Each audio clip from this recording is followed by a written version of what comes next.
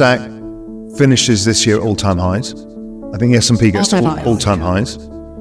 So Q4 for me is the weaker period. That's when the recession comes in. So that's when we've already heard today, really, all the Fed were out saying, we've done enough. Bond market's gone too far.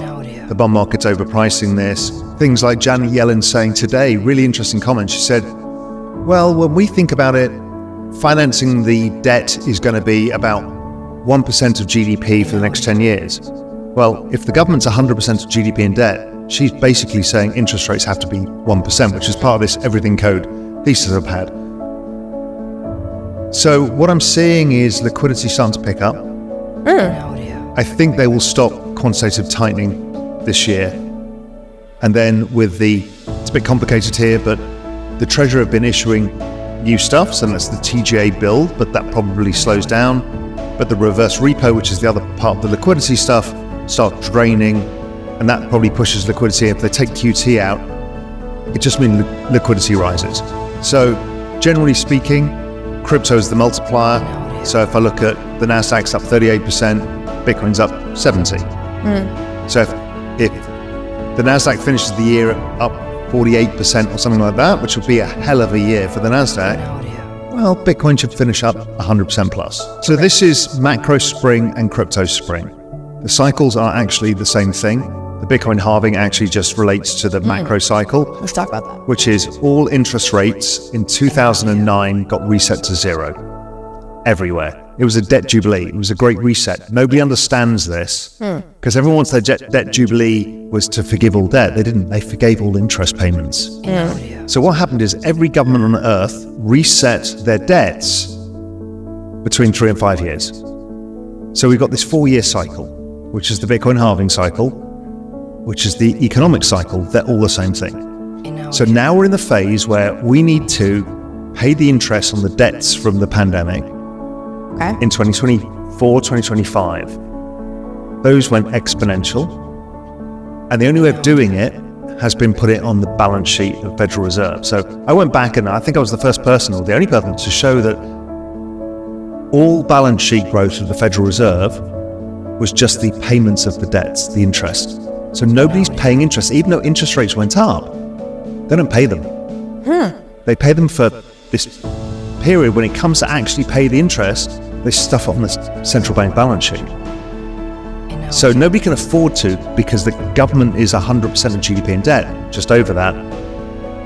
And if interest rates are at 5% and economic growth's at 2%, well, there's 3% difference. Because GDP growth is all of the income for the economy. Well, if that's not enough to pay the interest alone on the government debt, how the hell are you going to pay the private debts, which is 120% of GDP? These are the maths that form part of that everything code thesis. It's like there is no way they can have interest payments here, because what's going on today is they have to keep issuing more bonds and more bonds and more bonds. Pay the interest from the previous ones. So they can't do it. So the conclusion of that is there is only one outcome to everything, which is more cowbell.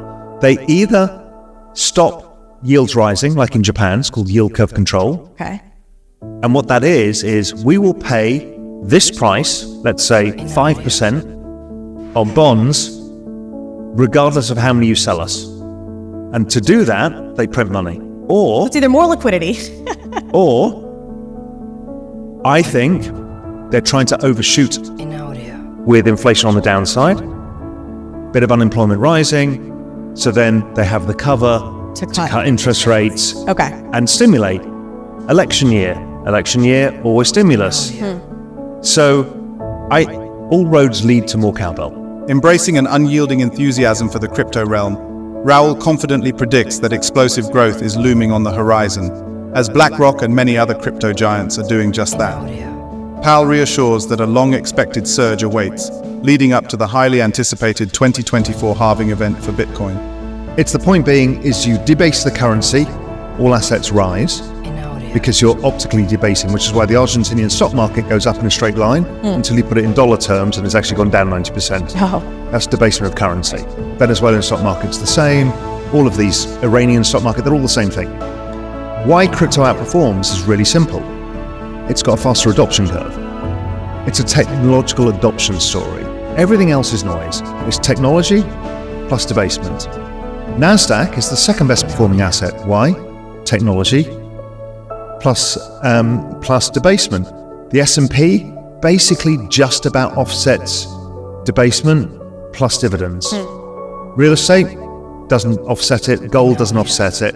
So what I started doing was dividing all assets by the Federal Reserve balance sheet as a rough way of looking at it. And you get a really different picture. The S&P has gone sideways forever, which is why people who invest in their 401k in the S&P passive index, they never get ahead.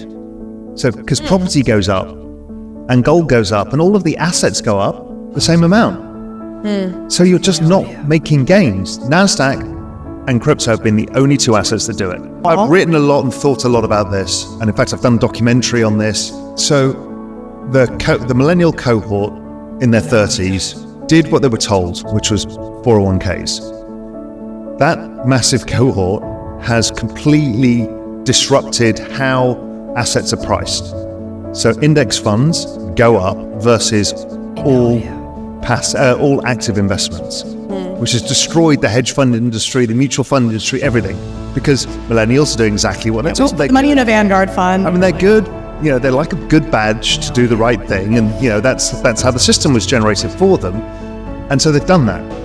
But what happened in 2020 was the same that I saw with the Occupy Wall Street movement and the indignados in Spain when I was there.